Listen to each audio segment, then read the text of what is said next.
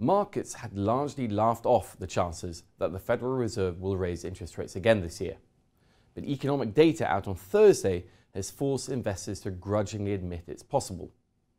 The headline US inflation rate had undershot expectations for 5 straight months, but it accelerated to 1.9% in August. A jump in gasoline and hotel prices following Hurricane Harvey was the main driver.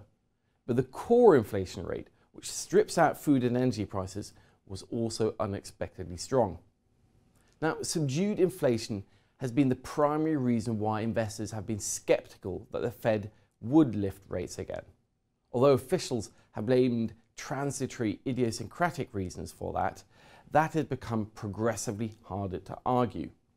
As even New York Fed head Bill Dudley admitted last week, while some of this year's shortfall can be explained by one-off factors, its persistence suggests that more fundamental structural changes may also be playing a role. So the August inflation reading will be welcome ammunition for the Fed hawks. The odds on a rate increase by December has climbed from a low of just 22% last week to about 47% today. The 10-year Treasury yield duly edged up to 2.2% again, the highest since August 22nd. Now, the market response is understandable, given simmering concerns over the Fed's determination to start the slow but seismic runoff of its balance sheet, the European Central Bank's looming QE tapering, and subsiding fears over North Korea. The path of least resistance right now is to push Treasury yields higher.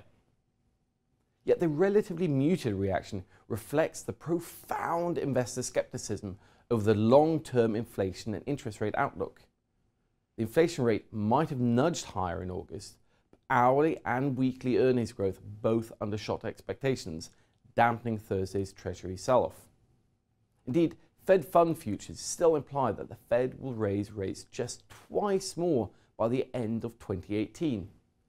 So long-suffering bond bears will likely have to settle in for more pain ahead.